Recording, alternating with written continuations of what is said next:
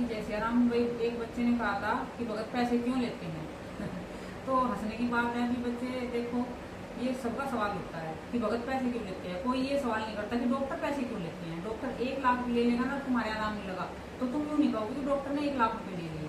भगत को तुम 100 रुपए भी दे दोगे ना और आराम नहीं लगा तो क्या होगा कि मेरे तो 100 रुपए ले लिए। ऐसी तुम्हारी सोच बनी हुई है। कहीं तुम्हें कोई ऐसा है कि कार्य कहीं कुछ ना होता हो बगैर पैसों के। भगत हैं, गद्दी लगा रहे हैं, दरबार चला रहे हैं। देखो बड़े बड़े दरबारों की बात कह रही हूँ, छोटों की नहीं कह रही हूँ मैं। वहाँ पे सेवादार रखते हैं, सेवादार रखते हैं, फिर उनको जगह भी बढ़ानी पड़ती है। तुम्हारे जब बहुत से ज्यादा बच्चे आने लगते हैं तो जगह भी बड़ी करते हैं तुम्हारे लिए, सुविधाएं करते हैं, तुम्हारे बाथरूम की सुविधाएं करते हैं। फिर वहाँ पे उसको भी वहाँ पे भी रखते हैं, सफाई करने वाले को भी रखते हैं, वही कैमरेमैन को भी रखते हैं। बड़े बड़े दरबारों की कह रही हूँ, छोटे की नहीं कह रही हूँ। आप सुनते रहिए ध्यान से। जो तुम कहते हो कि पैसे क्यों लेते हैं बड़े दरबारों के, मैं तो देख लेती नहीं हूँ। मैं अपनी बात नहीं कह रही, मैं पैसे नहीं लेती किसी से। मैं तो भोग प्रसाद के लेती हूँ, खुल के कहती हूँ भोग प्रसाद के लेती हूँ भाई। भोग प्रसाद क्योंकि तुम्हारे नाम पे लगाते हैं, तुम्हारे कार्य बनेंगे भोग प्रसाद लगाने से। अब जैसे तुम कह रहे पैसे लेते तो भगत का खर्चा है कम से कम बता रही हूँ 8-8-9 हज़ार का, 10-10 हज़ार का खर्चा आ जाता है महीने में भक्तों का। तो भाई वे कहाँ से लाएंगे। तो तुम जैसे तो लेंगे ना। तुम्हें काम की कोई ड्यूटी तो कर नहीं रहे, नौकरी कर रहे हैं। जो नौकरी कर रहे हैं बच्चे दरबार की चला रहे हैं तो देखो अपनी नौकरी में से निकाल लेंगे खर्चा।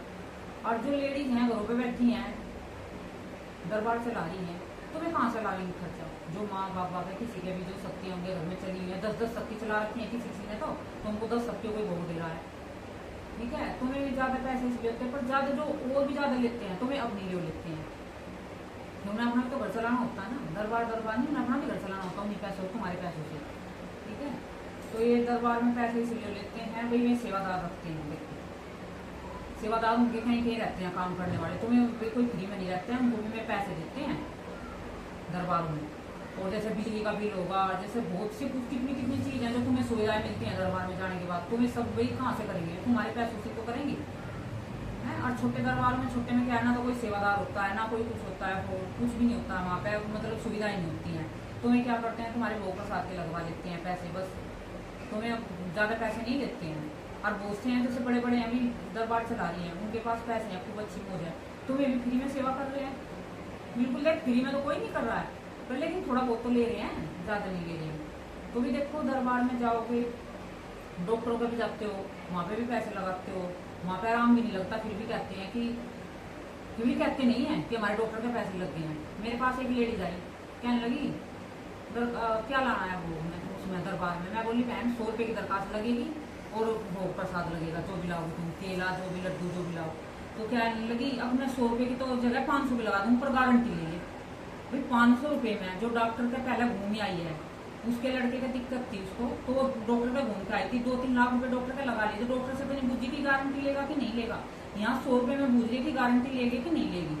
भाई मैंने कहा दरबार दूसरा देख लिया, ठीक है, कि भोग प्रसाद तो लगवाने पड़ेंगे, पैसे में नहीं लेती हूँ किसी से भी।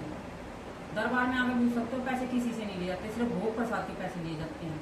बस इतना भोग प्रसाद लगाती हूँ, ये भी लगाती हूँ कि भाई मैं तो देखो बैठती हूँ, नहीं अपनी लिए भगत करता है तो क्या करता है, नॉर्मल पूजा पाठ करेगा, थोड़ा बहुत भोग लगा देगा, मिश्री मेवा का लगा देगा, पंचमेवा का लगा देगा, तो उसको ज्यादा भोग लगाने की जरूरत नहीं है ना अपनी लिए। तो वे क्या करते हैं, जैसे तुम्हारे जैसे आते हैं बच्चे भक्तों के पास, तो वे उन्हीं के लिए तो ज्यादा भोग लगाते हैं, साधनाएं करते हैं, 6-6 घंटे साधनाएं करते हैं, 6-6 घंटे जब तक करते हैं बैठ कर, अपने शरीर को कष्ट देते हैं। अब तुम कह देते हो कि डॉक्टर ने तो पढ़ाई में पैसे लगाए हैं, भाई भगत भी तो पैसे लगाता है, भोग भी लगाता है, घर पे कष्ट भी करता है, अपने शरीर को भी कष्ट देता है। तुम्हारे लिए वो साधना करते हैं, 21-21 दिन की, 41 दिन की साधना करते हैं, ताकि शक्ति और अच्छे से कार्य कर सके, तुम्हारे बच्चों का काम बना सके आने वालों का। तो भी देखो तुम एक को ये मत कहा करो कि दरबारों में पैसे क्यों लेते हैं, ऐसे कमेंट ऐसे मत पूछिएगा मुझसे कि पैसे क्यों लेते हो। भाई जो लेते हैं वो उनका कार्य, देख हम तो लेते नहीं है। मैंने उस बच्चे से कहा भी, उसको मैंने पूछा भी दिया फोन से, लेकिन एक भी पैसा नहीं लिया, मैंने पूछा का भी पैसा नहीं लिया उससे। भाई देखो वे लेते हैं, मैंने तो नहीं लिया तुझसे, मैं कहने लगा आपने लिया, पर लेते तो है, उन्होंने फोन करे होंगे बहुत से, भाई लेते हैं वो उनका भी जाने, जैसा उनका खर्चा होता है मैं लेते होंगे। हम ना कोई सेवादार रखते हैं, भाई जो भी कार्य करती हूँ मैं खुद करती हूँ, अपने यहाँ पे भी जो भी करती हूँ, यहाँ सब कार्य मेरा अपना का है, मेरे बच्चे करते हैं बस जो भी है ना। नहीं मैं किसी से, कोई सेवादार नहीं है मेरे पास, कोई नहीं है, सिर्फ हम मेरे बच्चे और मैं करते हैं जो दरबार का जो कार्य संभालते हैं, और ना ही मैं फिर किसी से पैसे लेती हूँ। ठीक है, तो तुम थोड़े से दरबार में या ना एक तो ये बात थोड़ी सी कम करे दो कि भगत पैसे क्यों लेते हो। तुम ये नहीं कहते हो कभी भी डॉक्टर पैसे क्यों लेते हो, तो तुम सारी बातों पे ध्यान लगाओ ना। कहाँ चीज कोई भी है कि बगैर पैसे की हो रही है। दरबार में वही वो जाए लेता है जो पैसे लेता है, पर लेकिन जो 20-30 हजार लाख ले लेते हैं, वो उससे 2-2 लाख भी ले लेते हैं, वो ना जाएगा भी उसकी बिल्कुल मैं खिलाफ हूँ उसके। इतना पैसा नहीं लगता दरबारों में। जैसे भी तुम बड़े से बड़े कार्य करते हो, शमशान तक भी करते हो ना, तो 10-15 हजार मान के चलो, 10-15 भी नहीं है, 10 ही हजार लगेंगे शमशान तक भी। और तुम्हारे जो घर का कार्य होगा वो अलग होगा, तो बस इससे ज्यादा पैसे नहीं लगते। जैसे 1,00,000-2,50,000 वही है। ऐसे दरबार में तो तुम ना जाया करो।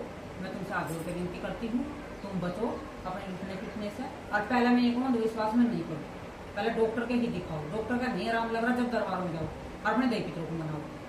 जो तुम्हारे डॉक्टर का बीमारी नहीं है, तुम्हारे देवी पितर भी ठीक है, तुम्हें फिर भी आराम नहीं लग रहा, तो जब दरबार में जाओ, ये तसल्ली कर लो अपने। जय माता की, जय श्री राम।